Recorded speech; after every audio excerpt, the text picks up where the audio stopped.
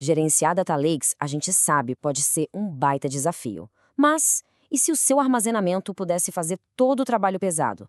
Pois é, hoje a gente vai mergulhar no Amazon S3 Tables, uma tecnologia que promete dar um gás na automação e no desempenho das suas análises. Bora entender como essa mágica funciona? Ah, essa pergunta. Quem trabalha com Data Lake já deve ter se feito ela em algum momento. É impressionante como é fácil um Data Lake, que começou todo organizadinho, virar um verdadeiro pântano de dados. Sabe, aquele lugar onde achar alguma coisa é uma saga, as consultas demoram uma eternidade e a manutenção custa uma fortuna. E esses desafios aqui, com certeza, soam bem familiares, né? Consultas lentas e caras. Aquela manutenção manual que parece não ter fim, compactando arquivo, limpando dado órfão. A dor de cabeça que é lidar com esquemas que mudam o tempo todo.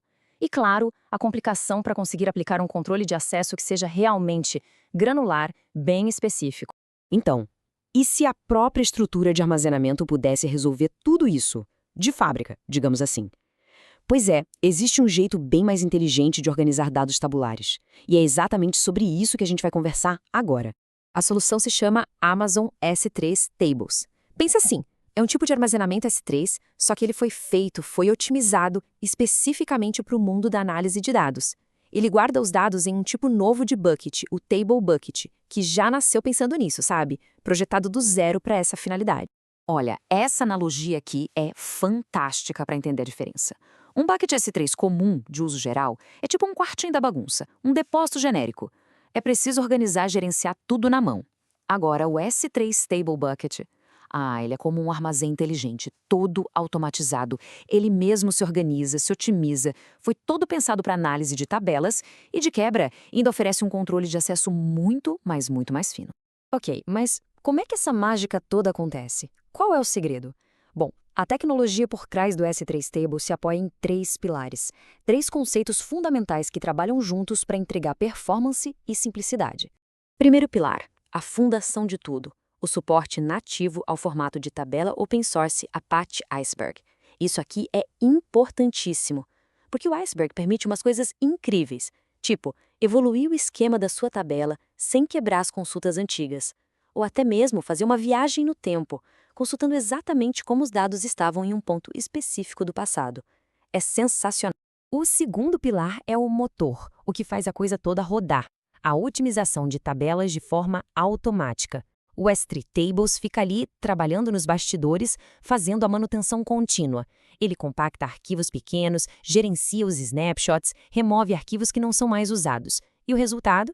Além de melhorar a performance das consultas, isso ajuda e muito a reduzir os custos de armazenamento.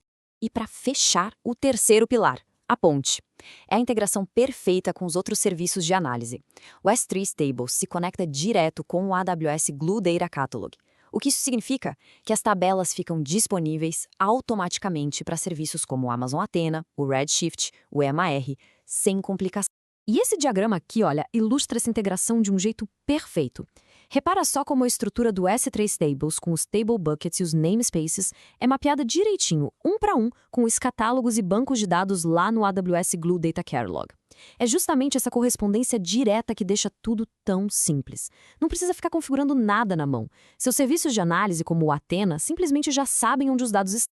Bom, a teoria é ótima, a gente entendeu os conceitos, mas e na prática? É difícil de começar?